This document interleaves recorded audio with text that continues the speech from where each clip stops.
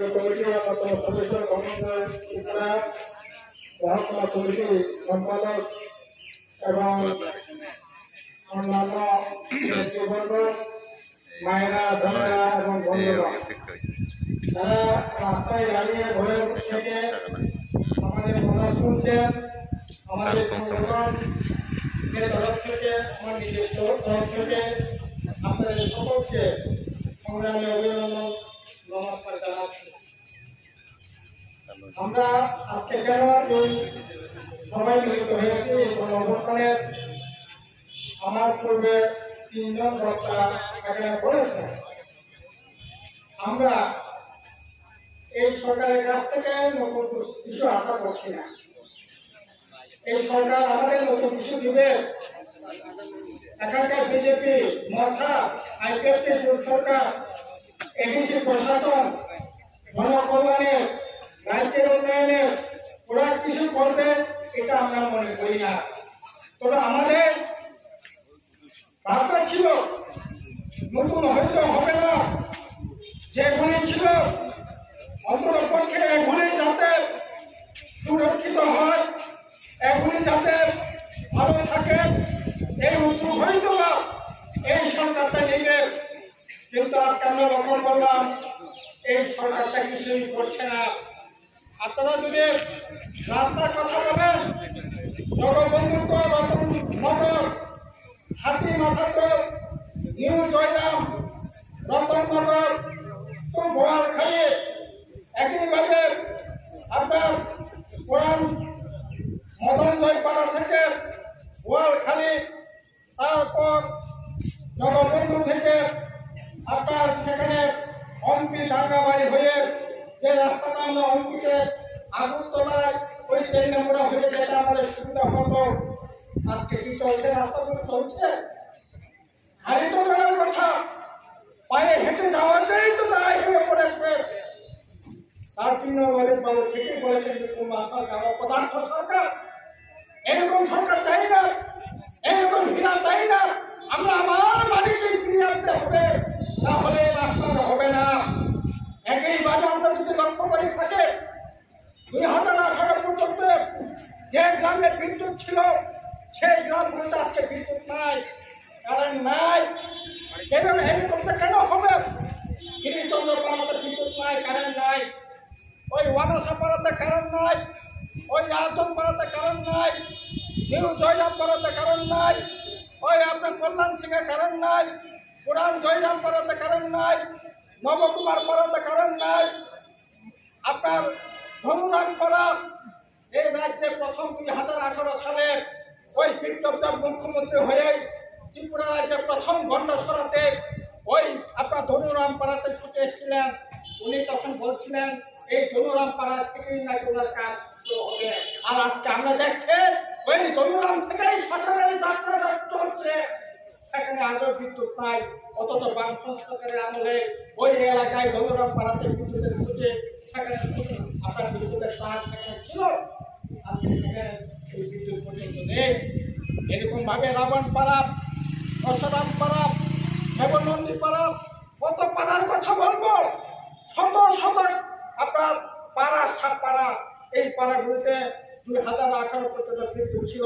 এই লুকুম্বা পদার্থ সরকার আসার পর ওই পাড়াগুলিতে এখন আর বিদ্যুতের আলো ওই গ্রামের মানুষ দেখতে পায় না। চলবে এইভাবে? এইভাবে চলতে পারে? কোনো মতেই এইভাবে চলতে পারে না।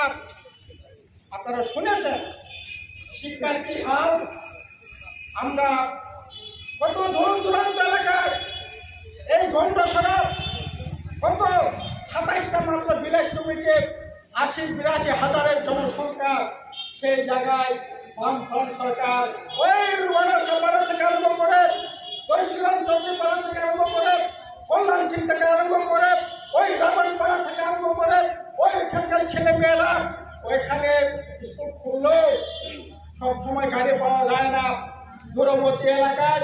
তার জন্য আমরা ওই রৈশবাড়িতে, জগবন্ধুতে, গন্ডসরাতে 11টা হোস্টেল করে ওই এলাকায় ছেলে মেয়েদের পড়াশোনার ব্যবস্থা করছিলাম।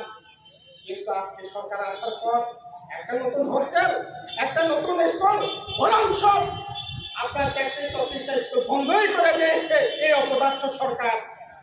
নতুন স্কুল খোলার তো দূরের কথা, স্কুল বন্ধ করে দেয়। রাস্তা চলাচল যোগ্য রাস্তা ছিল, যে রাস্তায় গাড়ি চলত ওই রাস্তায় গাড়ি চলতে পারে না, যে পাড়াতে যে গ্রামে যে ঘরে বিদ্যুৎ চলত ওই গ্রামে বিদ্যুৎ পর্যন্ত ওরা নিয়ে দিয়েছে। কাজে এইরকম ভাবে তারপরে উপকরণ চলতে পারে না। রেশনিং অবস্থা কি চলছে? ভবিষ্যৎ পাড়াতে রেশন ছিল, এখানকার দূরত্ব কত দূর, কত গাড়ি ভাড়া লাগে, আজকে সেখানকার রেশন সম্পদ তুলে এনেছে ঘন্টা সরাতে। কেন এরকমটা হবে? আমরা দাবি করছি ওই যে রাস্তাগুলো ভাঙা রাস্তাগুলো দ্রুত সরাইয়ের ব্যবস্থা করতে হবে, না হলে লড়াই হবে। শুধু গণ অবস্থান হলে হবে না, তার জন্য প্রয়োজন যদি হয় ঘেরাও হবে, ধর্ম হবে, তালা পড়বে, লড়াই হবে। দাবি আদায়ের জন্য এই লড়াই আমাদের লড়াই করে আমাদের অধিকার ছিনিয়ে আনতে হবে।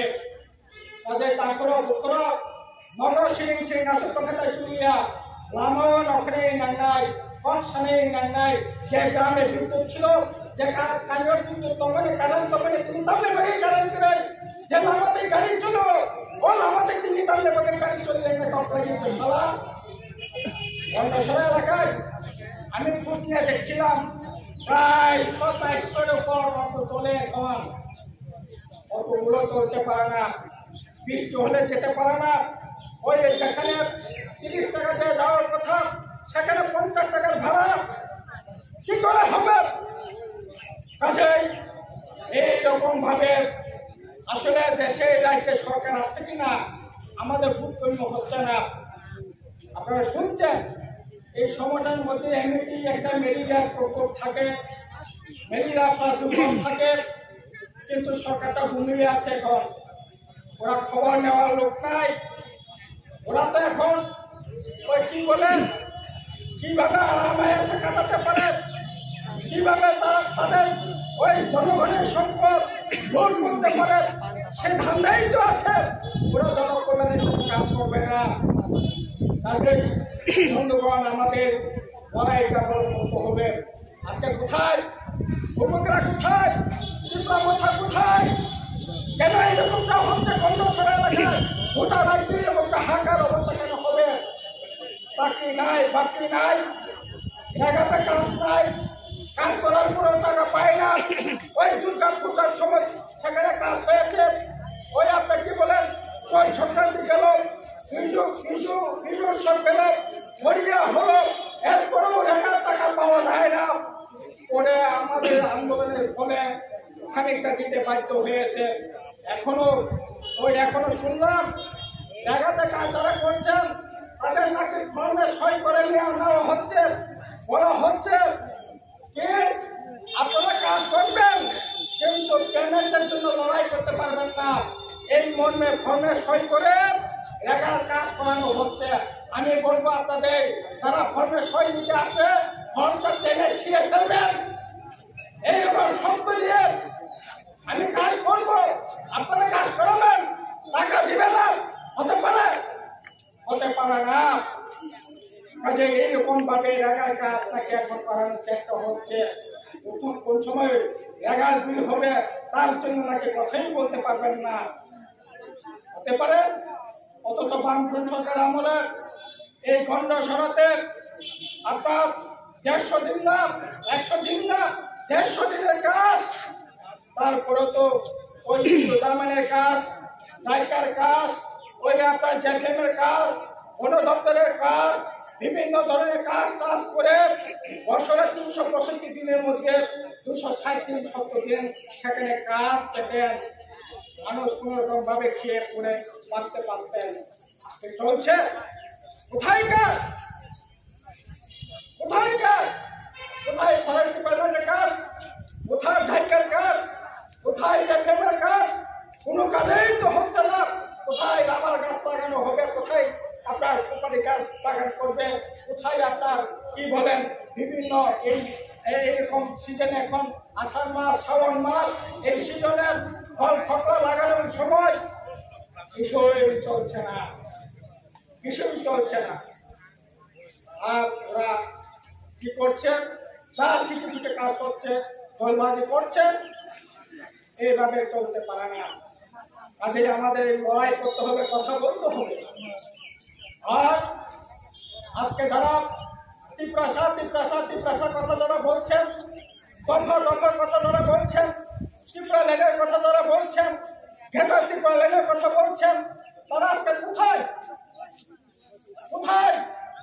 ওই তিপ্রাসা চুক্তি আপনার বলছিলেন আপনারা 6 মাস অপেক্ষা করেন। 6 মাসের পর তিপ্রাসা চুক্তি হয়ে গেলে পরে, ওই পার্লামেন্ট ভোট হয়ে গেলে পরে তিপ্রাসা চুক্তি করে ত্রিপুরা রাজ্যের তিপ্রাসাদের জন্য উন্নয়ন একেবারে সাগরে বাঁচিয়ে দেওয়া হবে। কিন্তু না কেন? 6 মাস না, 2023-এর 2রা মাস তিপ্রাসা চুক্তি হলো, আজকে 3 বছর হতে চলছে। কোথায় তিপ্রাসা এখন? 2024-এর 10ই জুন শান্তি চুক্তি হলো। ওই স্বরাষ্ট্র দপ্তরের মন্ত্রী অমিত শাহ থেকে আরম্ভ করে আমাদের রাজ্যের মুখ্যমন্ত্রী, আমাদের ভূবনরা, ওই এদিকে বেঙ্গালুরুতে যারা কর্মকর্তা আছেন, তারা সব মিলিয়ে শান্তি চুক্তি করলেন। 250 কোটি টাকার প্যাকেজ হবে, 250 কোটি দিয়ে তিপ্রাসাদের উন্নয়নের কাজ হবে। 3 মাসের মধ্যে চুক্তি রূপায়ণ হবে। আজকে জুন মাসের 18 তারিখ, 1 মাস 1 বছর 7 দিন 10 দিন চলে গেল, কিন্তু অথচ এই শান্তি চুক্তি রূপায়ণ হওয়ার কথা ছিল মাত্র 3 মাসের মধ্যে রূপায়ণ করবে। কোথায় শান্তি চুক্তি? কোথায় আজকে ভিলেজ কমিটি নির্বাচন? কোথায় আজকে ওই এডিসি নির্বাচনের ক্ষেত্রে নির্বাচন ক্ষেত্রে ফাঁকা পড়ে আছে? 6 মাসের মধ্যে নির্বাচন করতে হয়, আজকে 3 বছর হতে চলছে, উপনির্বাচন হচ্ছে না। বলা হচ্ছিল ওই বন্দুক চাইলে নাকি পিস্তল পাওয়া যাবে, হয়তো বা ত্রিপুরা ল্যান্ডে এসে, ঘেটার ত্রিপুরা ল্যান্ডে এসে হয়তো বা ওই 125তম সংবিধান সংশোধন বিলটা হলো পেতে পারে, দেখানো হয়েছিল। কিন্তু কোথায় কোথায় 125তম বিল সংবিধান সংশোধন করে এডিসির হাতে ক্ষমতা দেবে? কোনো কিছুই হলো না। আর আমাদের যুবকরা বলছিলেন, কি বলছিলেন? বলছিলেন আমি ত্রিপুরা সরকারের কাছে ত্রিপুরায় 2 জন মন্ত্রী পাঠাবো, যারা ত্রিপুরার জন্য কথা বলবেন, এডিসি এলাকার উন্নয়নের জন্য কথা বলবেন, ক্যাবিনেটে বসে তারা সিদ্ধান্ত গ্রহণ করবেন। তার জন্য আমি 2 জন মন্ত্রীকে পাঠালাম। বিশ্ব বেতন দেববর্মা একজন হাত মন্ত্রী, অনিমেষ দেববর্মা একজন খোল মন্ত্রী। খোল হলো নাম্বার হলো তার 10 নম্বর আর 11 নম্বর।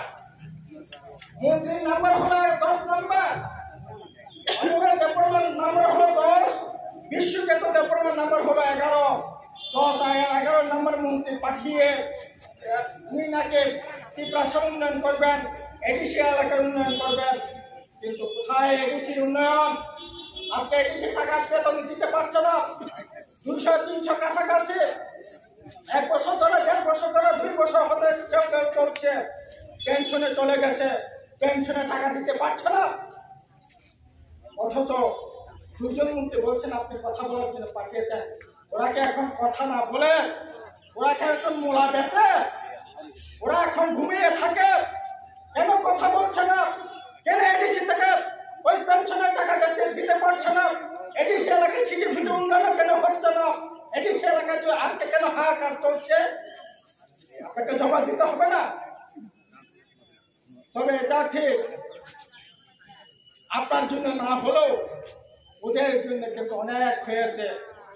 এখন আপনারা দেখছেন গত কিছুদিন আগে, এখন তারা কোথায় কিভাবে চলছে আমাদের বলতে হচ্ছে না, নিজেরাই তো বলছে। কিভাবে ওই বিহারের বোতল কিভাবে আমদানি করছে, মদন বোতল থেকে আসছে, ওই আপনার কি বলেন কত টাকার সম্পত্তি করেছে, কে ধালান বাড়ি করেছে, আমাদের বলতে হচ্ছে না, ওরাই এখন বলবার চেষ্টা করছে। আর এটাও ঘটনা। শুধু তাই না, টাকা নাই বলছে, আর আমরা এসে জন্য কোনো শান্তি রাখছে না।